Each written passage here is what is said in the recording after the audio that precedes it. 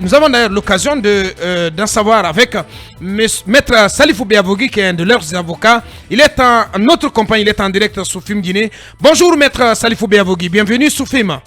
Oui, bonjour. Merci de répondre à nos questions. Donc aujourd'hui, c'est le jour J.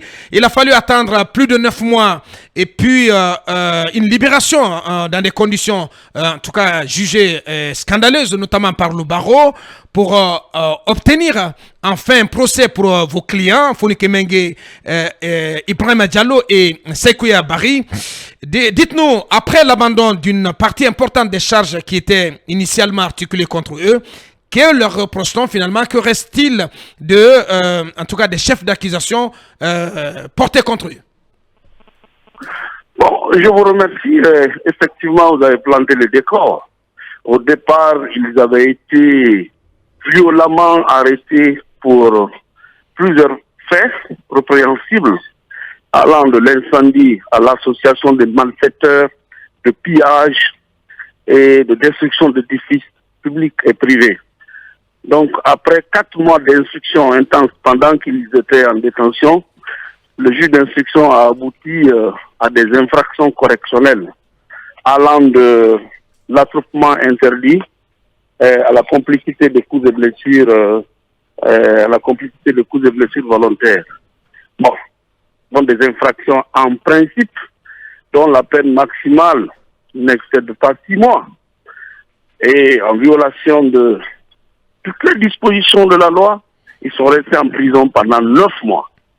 Il a fallu attendre le 10 mai pour qu'ils soient libérés sans procédure, sans condition, sans restriction de leur liberté. Après leur libération, ils ont continué encore à rester dans ce carcan. Ils ne peuvent pas se déplacer. Ils sont malades.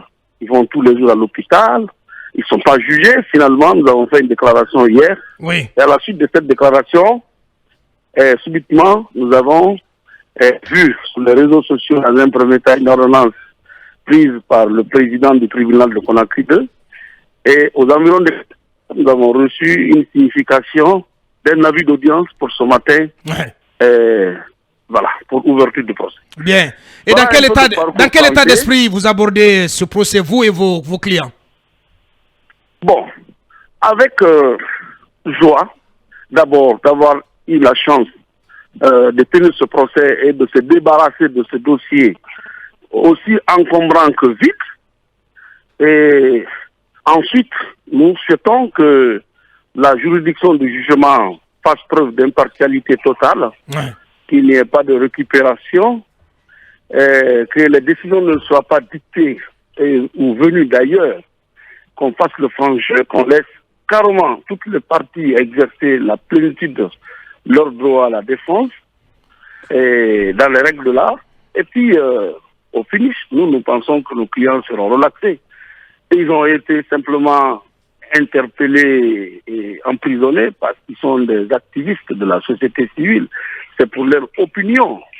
Donc, nous pensons que le moral est au beau fixe. Très bien.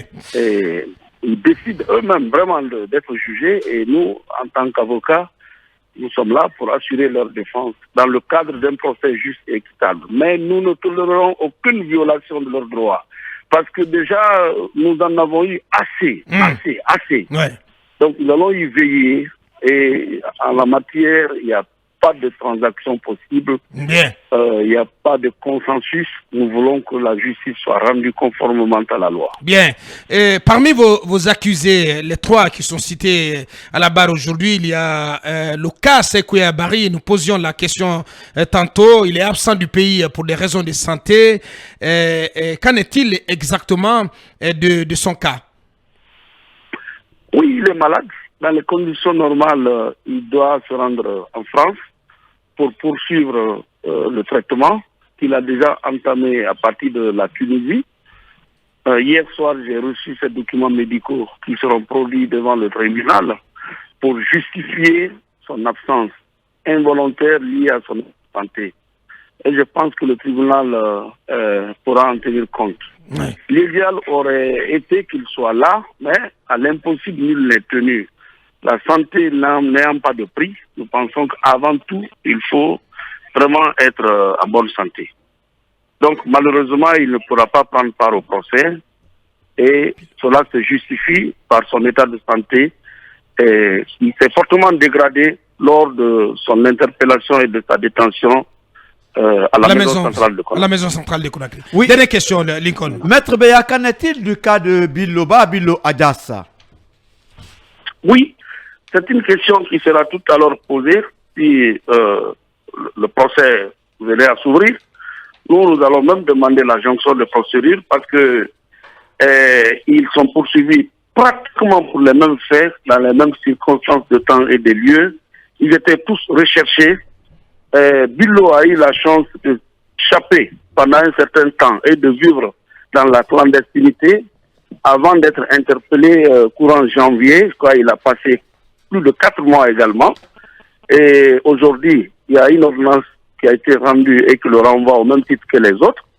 Et ils sont tous poursuivis pour les mêmes faits. Donc, nous allons demander à ce que, en raison du lien de connectivité qui existe entre les différentes procédures, qu'elles soient jointes, examinées ensemble. Et cela, il va du souci d'une bonne administration de la justice. Donc, nous allons souhaiter que son dossier soit joint à celui de M. Silla pour qu'il soit examiné par une seule décision de justice. Bien. Alors, maître, la toute dernière question, allez-y. Maître, est-ce que vous comprenez la décision de délocaliser ce procès pour des raisons de sécurité? Cela a été mentionné dans le communiqué du doyen des juges, je crois. Du président du tribunal. Oui, le président du tribunal, plutôt. Bon, peut-être on cherche le confort, la commodité. Bon, moi, c'est comme ça que je conçois. Sinon, c'est pas la première fois que M. Silla soit à la barre. Hein. Je pense que ce sera la 3e ou la 4e fois. Mais il a été toujours jugé au tribunal de Conakry 2. Et la première fois, après 6 mois, il avait été relaxé purement et simplement. Et la deuxième fois également, après 7 jours, il a été relaxé purement et simplement. Du côté de Mafanko, il n'y avait aucune infraction. À la dernière minute, on a improvisé une infraction, on l'a condamné à 11 mois. Et puis à la cour d'appel confirmé à 3 ans et le 5 septembre, il a été remis en liberté. C'est un type vraiment, entre guillemets, hein, Oui. mais il a vraiment souffert le martyr. Hein. Ça, il a souffert le martyr. Il a payé le prix. Il est engagé. C'est un démocrate convaincu. Il se bat pour les principes, l'état de droit, la bonne gouvernance, l'alternance démocratique et j'en passe. Donc, pour nous, le procès pouvait bien se tenir au tribunal de Dixine. Mais si les organisateurs, les tenants et les aboutissants estiment qu'il faille délocaliser pour question de sécurité, bon, cela n'engage qu'eux. En tout cas, en ce qui nous concerne, que ce soit à Kaloum, que ce soit à Dixine, que ce soit sur la mer ou sur la terre, partout où ils vont envoyer nos clients, nous allons avoir la force et le courage de les rejoindre là-bas pour organiser le procès. Voilà qui est dit. Maître Salifou Béavogui, avocat du FNDC, en direct sur Film Guinée. Grand merci à vous, maître, et nous vous souhaitons bon courage dans ce procès. Merci bien. Merci Bonne bien. journée. Merci. Allez, c'est ce qu'on pouvait donc dire sur cette actualité judiciaire. Lincoln, on en vient à cette actualité judiciaire. Enfin, un procès pour Fonikè Menguè et compagnie. Oui, et Abaka Diallo, le jugement de l'affaire qui oppose le ministère public à Omar Silla Fonikè Menguè, Ibrahima Diallo et Sekou Abari se tient ce jeudi. Et une nouvelle information parce que l'audience aura lieu au palais de la justice délocalisé dans l'enceinte de la cour d'appel de Conakry. Effectivement. Nous informe Mosaïque Guinée. Alors, Maître Beya, l'avocat, a réagi directement à quelques heures de l'ouverture de cette audience.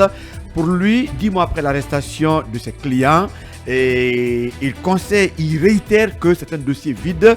Alors, il est sûr que la simple relaxe de ses clients sera de toute façon prononcée. Mais plus loin, ce sont les forces vives de Guinée qui ont quand même fait un communiqué publié le mercredi 7 juin 2023. Les forces vives de Guinée ont fait remarquer que l'opportunité est désormais offerte aux 3 leaders de prouver leur innocence et de démontrer la vacuité du dossier à l'aide d'éléments factuels ainsi que l'instrumentalisation outrancière de la justice. Alors plus loin à Ouakkar, les forces vives de Guinée rappellent que les enjeux de ce procès dépassent de loin la situation personnelle des mises en cause. Ce qui est fondamentalement en jeu est le combat pour la préservation de nos acquis démocratiques et la défense de nos droits et libertés plus que jamais menacés. Il faut rappeler que ces messieurs ont passé plus de 10 mois en prison sans jugement, relaxés. Aujourd'hui, c'est le grand procès. Mais on parle de Fonike Mengue, de Sekou Yaya, on parle également d'Ibrahima Diallo. Mais on oublie Bilo Adias qui n'est pas encore sorti de prison. Ouais, je pense que c'est pas forcément la même affaire. Hein. C'est pas forcément le même dossier. Non, ils le n'ont même pas dossier. été arrêtés au non, même je parle moment. de dossier. Attention, voilà, c'est pas le même dossier. Ceux qui sont concernés par le dossier qui est par devant le palais de justice aujourd'hui, c'est bien entendu les 3 qui ont été arrêtés le même jour. Fonike Mengue, Ibrahima Diallo et Sekou Yaya qui est absent du pays pour des raisons de santé. Alors je disais tantôt, Talibé Sekou, que il a fallu quand même plus de 9 mois, Lincoln, de détention et puis une libération, donc de 9 mois de détention assortie d'une libération dont les conditions ont été jugées scandaleuses, notamment par le barreau, pour qu'on arrive quand même à ce procès. Heureusement, mieux vaut tard que jamais. On a le procès. On va juste observer. Peut-être le courage du juge du jour nous permettra de comprendre en tout cas tout ce qui se passe autour de ce dossier. Mais jusqu'à preuve du contraire, on comprend que ce procès pourra quand même permettre un peu à, pourquoi pas, rendre la situation sociale un peu... À contribuer à la décrispation politique. La décrispation de la situation politique en Guinée. Mais j'insiste encore. Bilo Adias est de ce côté, il est du FNDC. Bien sûr. Et forcément, il y a un lien par rapport à cela. Ouais. Mais pour terminer, 10 mois après l'arrestation de Fonike Mengue et autres, la question qui reste posée aujourd'hui, où sont ceux-là, les présumés auteurs de différentes tueries? Parce qu'on est en train de juger ceux qui ont organisé les manifestations. Mais on oublie ceux qui ont reprimé ces manifestations. Bien. Vivement le courage de la justice pour aujourd'hui inculper, Effectivement. en tout cas, ces FDS qui peut-être ont reprimé ces manifestations. C'est très important. Il ne faut pas seulement s'occuper de l'effet, mais il faut penser aussi à la cause qui conduit certaines situations. Merci. Allez-y, Talibé. Et comme le disait, comme il le rapportait tantôt Lincoln, les forces de Guinée estiment que enfin l'opportunité est là pour ces 3 activistes politiques de pouvoir donc s'exprimer, en fait répondre des charges qui sont articulées contre eux.